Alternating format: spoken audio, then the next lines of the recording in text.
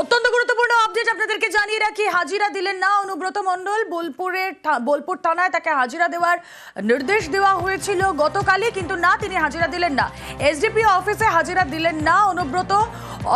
SDP অফিসে অনুব্রতর 3 আইনজীবী audio বিতর্কে তদন্তের দায়িত্বে এসডিপিও। আজ অনুব্রতকে এসডিপি অফিসে তলব, কিন্তু তিনি হাজিরা দিলেন না। গতকালই অনুব্রতর কাছে নোটিশ পৌঁছে গিয়েছিল, কিন্তু তিনি হাজিরা দিলেন না। হাজিরা না দেওয়ার কি কারণ, ইন্দ্রজিৎ আমাদেরকে জানাতে পারবেন। ইন্দ্রজিৎ,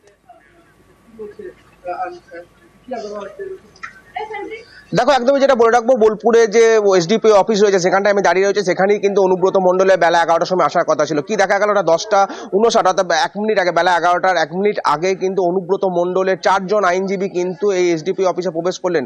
তার মধ্যে অন্যতম হচ্ছেন বিপত্তারণ ভট্টাচার্য এবং সন্দীপ সরকার, তারা কিন্তু এসে উপস্থিত হয়ে যাবে। যদিও কি কারণে আইনজীবীরা কিন্তু বেরিয়ে আসছে, আমি একটু তাদের সঙ্গে কথা বলার চেষ্টা করবো। কি কারণে অনুব্রত মণ্ডল হাজিরা এলেন, যে বিষয়টা সম্পূর্ণভাবে কি কারণে বেরিয়ে গেলেন, কি কারণে অনুব্রত মণ্ডল এলেন না আজকে, কি কারণে এলেন না,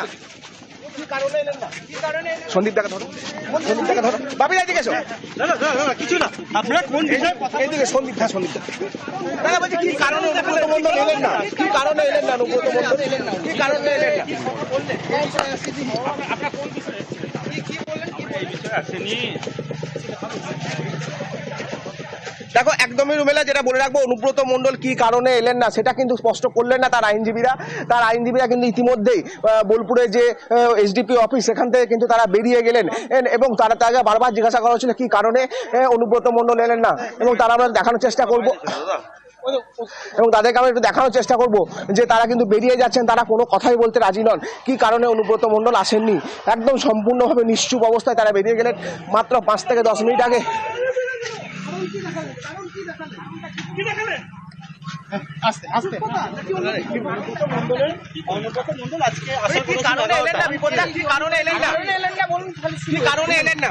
সৌজন্যমূলক সাক্ষাৎ ছিল। না, নেভার। দেখো, একদমই যেটা বলে রাখবো, অনুব্রত মণ্ডল কি কারণে এলেন না সেটা কিন্তু তার আইনজীবীরা কোনোভাবেই স্পষ্ট করলেন না। তারা যেটা জানালেন যে তারা কিন্তু একটি সৌজন্য সাক্ষাৎকার করতে এসেছিলেন বোলপুরে যিনি এসডিপিও রয়েছেন বা অতিরিক্ত পুলিশ সুপার যিনি এখন তার অফিসের মধ্যে রয়েছেন তাদের সঙ্গে, কিন্তু সম্পূর্ণভাবে একটা সূত্রের খবর রয়েছে যে অনুব্রত মণ্ডলেরই 4 আইনজীবী কিন্তু আজকে এলেন এবং একটি চিঠি দিয়ে গেলেন অনুব্রত মণ্ডল কি কারণে এলেন না। হয়তো একটু পরেই বিষয়টা স্পষ্ট হয়ে যাবে কি কারণে অনুব্রত মণ্ডল এলেন না, এবং বোলপুরে যে এসডিপি অফিস ঠিক তার ছবিটা একটু দেখে রাখার চেষ্টা করব। একদম সম্পূর্ণভাবে পুলিশের নিরাপত্তা রয়েছে যাতে কোনো অপ্রীতিকর ঘটনা না ঘটে, কিন্তু তা সত্ত্বেও অনুব্রত মণ্ডল কিন্তু আজকে আসেননি, এলেন না, এবং ঠিক দেখা গেল কি না, বেলা 11টার 1 মিনিট আগে অনুব্রত মণ্ডলের 4 আইনজীবী। বেশ ইন্দ্রজিৎ, বেশ আমাদের নজর থাক। অনুব্রত মণ্ডল না, তিনি হাজিরা দিলেন না, কিন্তু কেন অনুব্রত মণ্ডলকে হাজিরা দিতে বলা হয়েছিল গতকাল শোরগোল পড়ে গিয়েছিল যে অডিও ক্লিপে, আসুন একবার শোনাই আপনাদের। হ্যালো, হ্যাঁ বলুন। তোর পশু ডেপুটেশন নিয়ে তোর বাংলো পর্যন্ত যাব, তোকে পার করে নিয়ে আসবো। আপনি কি বলছেন? আমি অনুব্রত মণ্ডল বলছি। বল, তুই ফোনে রেকর্ড করছিস, আমি সব জানি। না, পশু যখন ডেপুটেশন দেবে না, তোকে কোয়ার্টার থেকে মারতে নিয়ে আস। না, কি হয়েছে, মানে ঘটনাটা কি জানিস না সিঙ্গিতে কি হয়েছে? হ্যাঁ 13,000 বোলপুরের লোক হয়েছে না? 13,000? 12,000 লোক হয়েছিল বোলপুরে, প্রচুর লোক। কথা বলেছিস? হ্যাঁ, হ্যালো, রাজীব কুমার, আমি অনুব্রত মণ্ডল বলছি। সরবে না নাকি এক কাজলের গু খায়? আপনি একজন দায়িত্বপ্রাপ্ত লোক, আপনি এভাবে কথা বলছেন? পশু ডেপুটেশন দিয়েছি, মারবে কি মারবো দেখুন, আমি ওর চুলের মুঠি ধরে আমি পার করে নিয়ে আসবো ওখান থেকে। পুলিশকে কদর্য ভাষায় গালিগালাজের পর ক্ষমা প্রার্থনা করেন অনুব্রত মণ্ডল, আর সেই ক্ষমা প্রার্থনার যে চিঠি তা আপনাদের সামনে।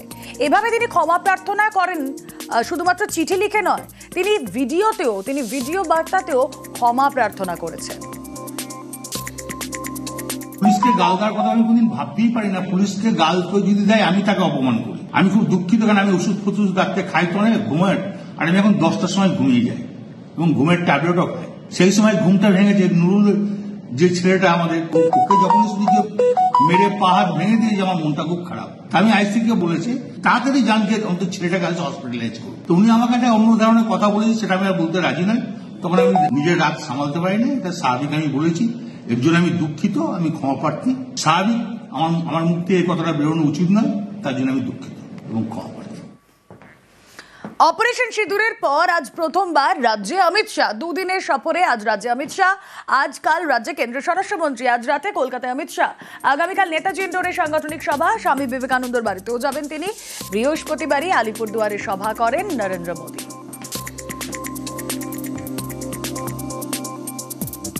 আগামী 31 তারিখ